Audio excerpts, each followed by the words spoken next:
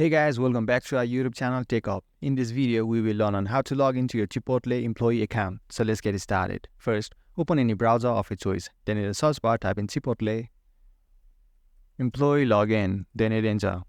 Then tap on the website having URL as okta.chipotle.com. In my case, it's the first one. And here you need to provide your login credentials to log into your account. So type your employee ID in the text field given for your employee ID. Then type a password in the text field given for your password. You can also tap on this eye icon to see and verify whether you have typed in your correct password or not. If you have forgotten your password and want to reset it, you can do so by tapping on Reset Password. Now to log into your account, tap on the Sign In button and you will be successfully logged into your account if you got your credentials correct. And guys, that was it. I hope you found this video helpful. If you did, consider liking this video and subscribe to our channel for more contents like this. Feel free to drop any of your queries in the comment section below. I'll get right back to you. Thanks for watching and see you in next video.